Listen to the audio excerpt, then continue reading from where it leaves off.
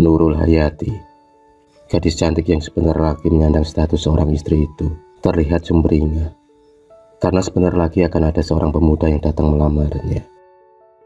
Bambang adalah laki-laki beruntung yang dapat menaklukkan hati Nurul.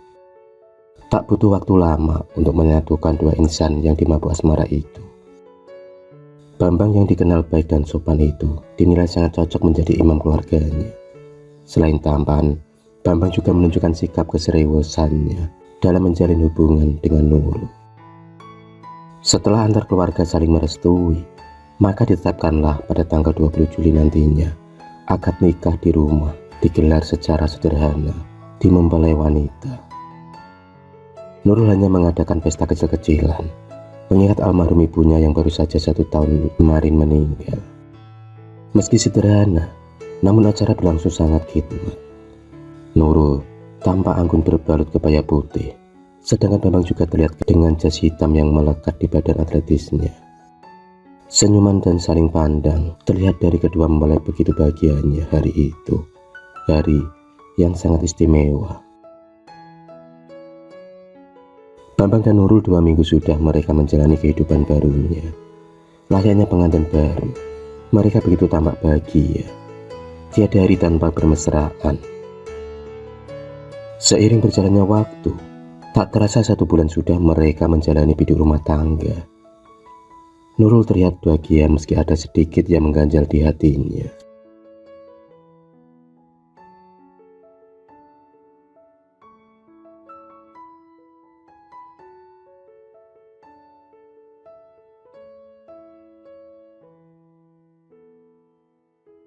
Selama berumah tangga, dan selama itu pula Bambang belum bekerja. Setiap hari yang dihabiskan dengan bermalas-malasan dan malam harinya nongkrong bersama teman-temannya sampai subuh tiba. Untungnya Nurul masih bekerja di toko milik pamannya.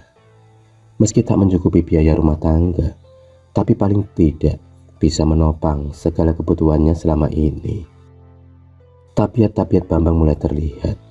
Dia sering mabuk-mabukan dan bertindak kasar kalau berbeda pendapat dengan istrinya. Dalam diam, hati Nurul sering menangis. Rumah tangga yang baru seumur jagung itu ternoda dengan sikap Bambang yang temperamental.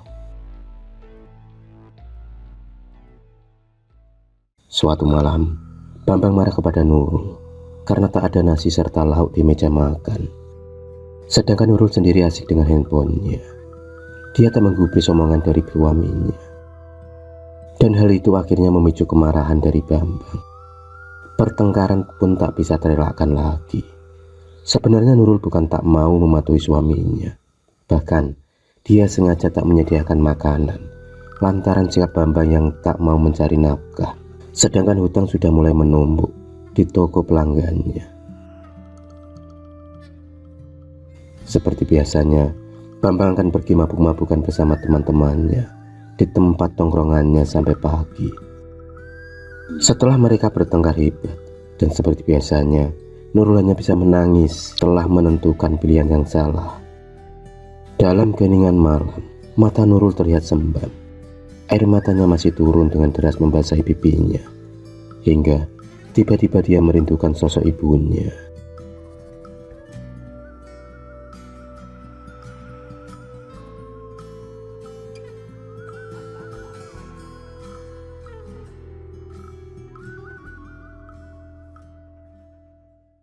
Bu Yati, wanita 53 tahun itu telah meninggalkan Nurul karena penyakit jantungnya. Dipandanginya foto itu, dan menciumnya berkali-kali. Nurul mencurahkan segala isi hatinya, hingga tiba-tiba dia melihat ada sebuah kotak kecil yang terletak di samping foto ibunya. Dari situlah Nurul teringat perkataan ibunya yang memberinya warisan berupa cincin. Tapi anehnya cincin itu tak boleh dipakai, apalagi dijual.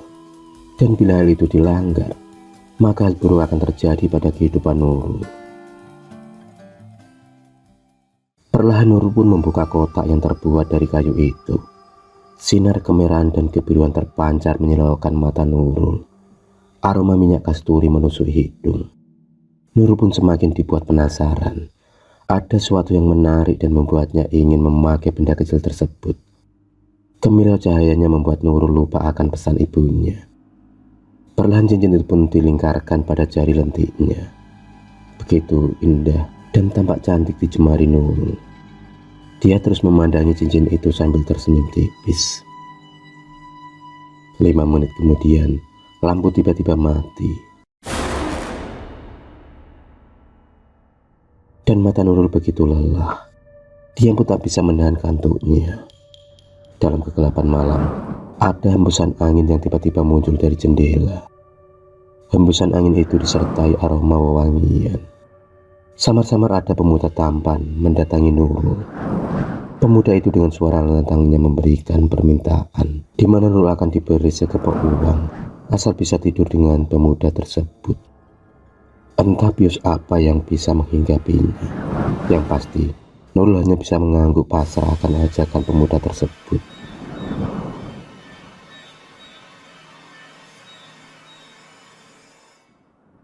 Dalam gelapnya malam, Nurul bisa merasakan hewan melata yang merayap di tubuhnya. Nurul seolah menemukan kepuasan dalam bersenggama hingga berjam-jam lamanya. Aktivitas tersebut selesai setelah lantunan azan subuh terdengar dari masjid. Keringat pun bercucuran membasahi tubuhnya. Mimpi atau tidak, yang pasti Nurul merasa ada sesuatu yang membuatnya bahagia. Apalagi di sampingnya ada sekepok uang. Dia pun segera menyimpan uang tersebut agar tak ketahuan dari suaminya. Setelah selesai mandi, Bambang terdengar menggedor-gedor pintu. Tubuhnya sempoyongan, tak karuan bau minuman beralkohol. Nurul sendiri mulai jengah dan muak dengan sikap suaminya itu. Bahkan, kini dia senang dengan Bambang pergi keluar malam. Karena dengan begitu dia dapat bertemu dengan sosok pemuda misterius yang dapat memberikan kekayaan secara instan. Selain tampan, pemuda tersebut juga mampu membuat Nurul mabuk kepayang. Dia tak menghiraukan dari mana asalnya. Yang jelas, kini Nurul mampu membeli apa yang diinginkannya. 5 bulan pun berlalu. Tiba-tiba tubuh Nurul menggigil mual dan tak nafsu makan. Dan setelah diperiksakan, Nurul ternyata sedang berbadan dulu. Tapi anehnya kehamilan Nurul tak seperti kehamilan pada umumnya. Dia sering berjalan dengan merayap. Semakin lama, kehamilan Nurul semakin besar. Hingga hari yang ditunggu-tunggu itu pun datang. Nurul mengalami kontraksi hebat.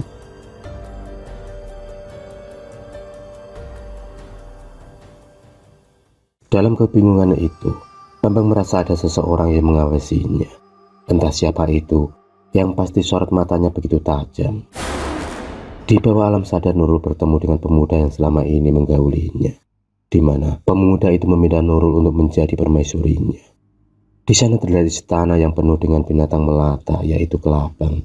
Dan tiba-tiba pemuda yang berwajah tampan itu berubah fisik menyerupai kelabang raksasa, bermahkotakan intan berwarna merah kebiruan. Sama seperti dengan cincin yang dipakai oleh Nurul. Banyak dayang-dayang yang mengelilingi istana tersebut. Kelabang dari berbagai ukuran memenuhi istana tersebut. Nurul pun bimbang antara memilih Bambang yang pengangguran atau memilih pemuda yang memberinya segalanya, tapi bukan dari golongan manusia. Maka diputuskanlah Nurul ikut bersama pemuda tersebut di istananya yang megah. Meski dia tak tahu jalan yang dipilihnya akan menjerumuskannya pada dunia sesat, tapi hal yang sama akan dirasakan kalau dia memilih suaminya. Nurul akan jatuh dan terpuruk. 30 menit kemudian, tim medis menyatakan kalau Nurul telah meninggal akibat pendarahan hebat. Sedang di sisi lain, jiwa Nurul telah pergi dengan pemuda pujaannya. Dia masuk ke dalam golongan jin dan terjebak dalam hasutan setan.